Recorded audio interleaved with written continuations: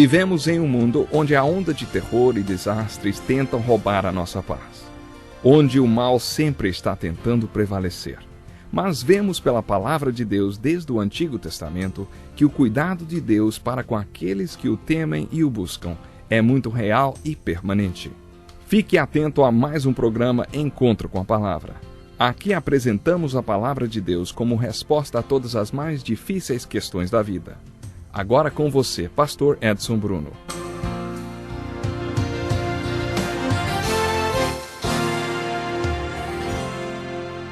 Seja bem-vindo a mais um Encontro com a Palavra e bem-vindo a mais um estudo do Evangelho de João, versículo por versículo. Já chegamos ao capítulo 6 do Evangelho de João. No último programa comentamos sobre o milagre da multiplicação dos 5 pães e dos 2 peixinhos que alimentou 5.000 homens e as suas famílias. Você deve estar lembrado que eu citei o autor Robert Glover, que disse que este milagre foi também uma parábola da visão missionária de Jesus Cristo. Segundo ele, este milagre é uma parábola da estratégia missionária de Jesus, que ilustra a estratégia que Jesus usa para a implementação da sua visão para o mundo. Jesus tinha um tipo de pão para dar para todo mundo. Veremos isto ainda neste capítulo, quando Jesus afirmou que é o pão da vida. Jesus usou as necessidades básicas do ser humano para ilustrar o seu evangelho e a vida eterna que ele traz quando cremos ou lhe damos a resposta devida. Jesus afirma no Evangelho de João que se estamos com sede, conforme ele disse à mulher samaritana, e bebermos da água que ele der, nunca mais teremos sede. Ao contrário, a água que ele der se tornará uma fonte de água a jorrar para a vida eterna. É assim que o capítulo 4 ilustra o novo nascimento e a vida eterna. O capítulo 6 fala de outra necessidade básica do ser humano, a fome. Jesus aqui diz, é meu Pai quem lhes dá o verdadeiro pão do céu. Eu sou o pão da vida. Aquele que vem a mim nunca terá fome. Existe uma sede em cada um de nós que só pode ser saciada pelo Espírito Santo, pelo novo nascimento e pela vida do Cristo vivo, a água viva habitando em nós. Existe uma fome em cada um de nós e não pode ser satisfeita, exceto por Cristo Jesus, o Cristo que viveu na terra e que vive hoje. Essencialmente, esta é a lição que este milagre nos ensina. Jesus deixa claro que veio a este mundo para saciar a sede e matar a fome do ser humano. O que Jesus é e o que ele pode fazer para trazer qualidade de vida para o povo de Deus estão ilustrados através da fome, da sede, da água e do pão citados neste capítulo. Ao tocar o pão e o peixe, Jesus os multiplicou e os passou através das mãos dos discípulos para as mãos das famílias famintas, mostrando que quer satisfazer as necessidades básicas do mundo. Foi isso que Jesus mostrou com este milagre. Nesse episódio, o mundo foi representado por aquela multidão. A estratégia de Jesus é acabar com a fome e a sede dos homens através dos seus discípulos. É claro que, conforme já comentamos, Jesus poderia ter feito isto do jeito que quisesse, mas ele escolheu fazer através dos discípulos. Eu acho isso fascinante. Temos uma dica do que estou falando no versículo 3 do capítulo 6 de João. Este versículo mostra como Jesus foi estratégico. A multidão o seguiu e viu que ele tinha feito os doentes ficarem curados, os doentes sarados. Aí estava a estratégia de Jesus. Ele foi para a montanha e sentou-se com seus discípulos. Será que isto faz algum sentido para você? Hoje estamos diante de um mundo cheio de gente com todos os tipos de problemas e Jesus está curando e ministrando para todo mundo. Ele está salvando no sentido completo da palavra. Neste episódio, quando a multidão ficou intensa, Jesus foi muito estratégico. Ele subiu ao alto da montanha e sentou-se com seus discípulos. A intenção de Jesus ao escrever esse evangelho não foi dissertar sobre os detalhes desse evento. Marcos foi mais detalhista no seu evangelho. Marcos contou que multidões de todas as partes do mundo iam até Jesus e fala sobre os tipos de problemas que eles tinham. Marcos conta que Jesus foi para o alto da montanha e convidou os discípulos para o acompanharem. Aliás, os dois autores se referem à montanha porque a conheciam muito bem. Ouça com atenção os versículos 13 e 14 do capítulo 3 de Marcos. Diz assim: Jesus subiu a um monte e chamou a si aqueles que quis, os quais vieram para junto dele.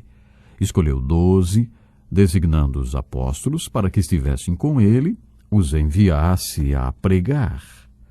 A seguir, Marcos cita os nomes dos discípulos comissionados por Jesus que foram enviados a pregar. Vamos voltar um pouco ao Evangelho de Mateus. Mateus também foi mais detalhista para contar este episódio da vida e ministério de Jesus. Assim como Marcos, Mateus conta de onde veio todo o povo e detalha os tipos de problemas que enfrentavam, que foram ministrados por Jesus. Foi Mateus quem contou que Jesus, ao levantar os olhos e ver a multidão, sentiu grande compaixão e subiu para o alto da montanha, esperou pelos discípulos que havia convidado e passou a ensinar-lhes. Isto está registrado nos capítulos 5, 6 e 7 de Mateus, no chamado Sermão da Montanha. Gosto de me referir a este acontecimento como o primeiro retiro espiritual, porque foi exatamente isto que ocorreu ali. Jesus começou seu ministério com um retiro. Os capítulos 13 a 16 de João mostram que Jesus também concluiu seu ministério com outro retiro. No retiro dos capítulos 5, 6 e 7 de Mateus, lemos sobre o Sermão da Montanha, mas na realidade não foi um sermão, foi um ensino.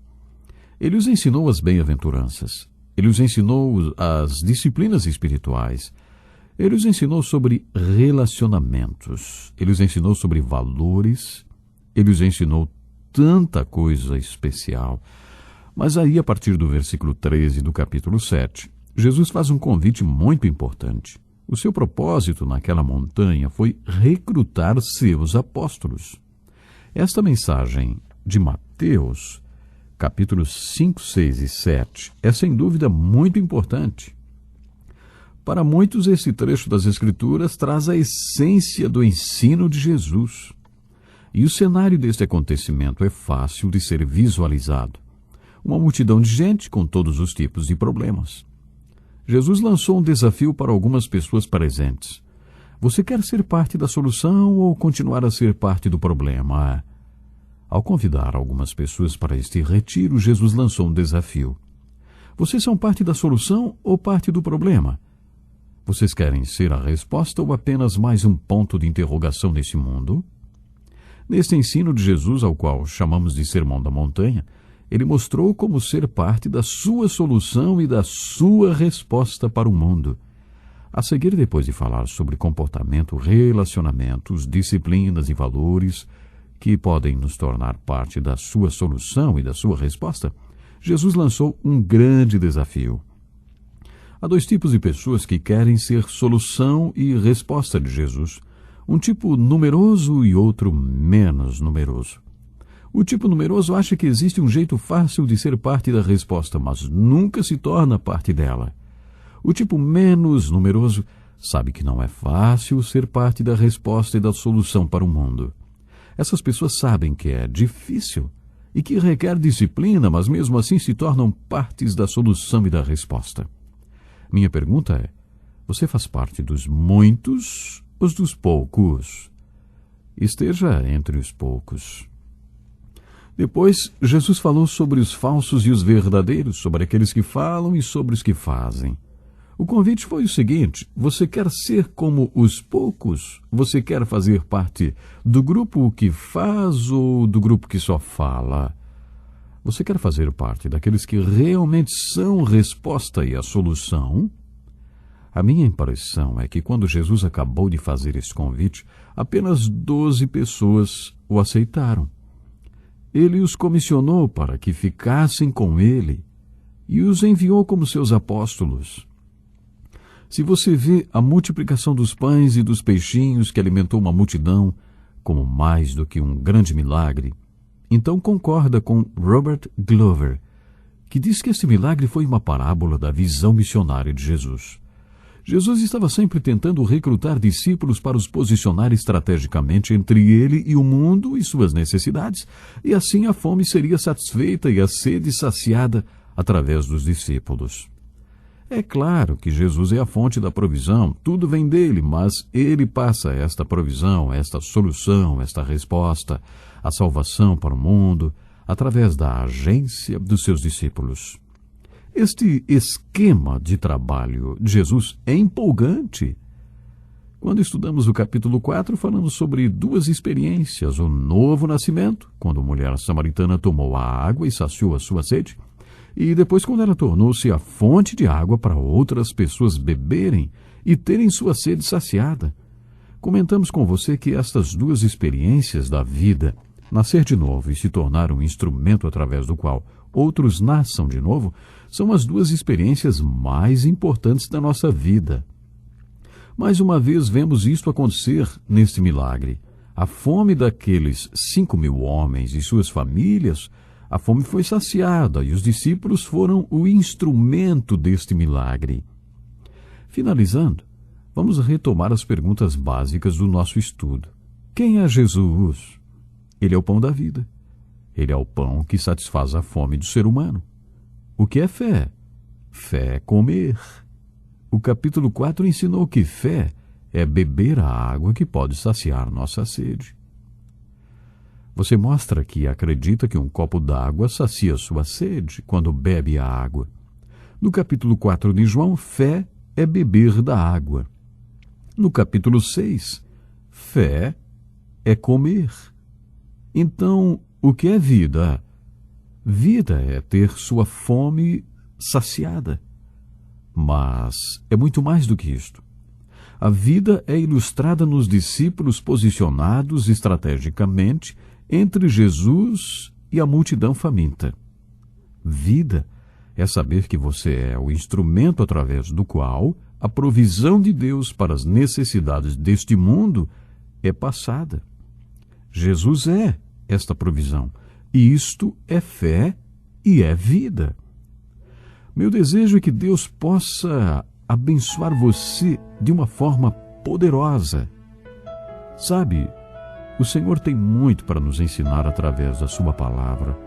E por isso, todos os dias aqui, quando estamos encerrando o programa, eu convido você a não perder o próximo, e é exatamente isso que eu vou fazer. Tem muito mais. Vamos continuar aprendendo da palavra de Deus e assim vamos viver dentro dos padrões do Senhor Jesus. E vamos produzir muitos frutos para Ele. E isso será uma bênção. Então espero você para o próximo programa. Até lá. Deus lhe abençoe.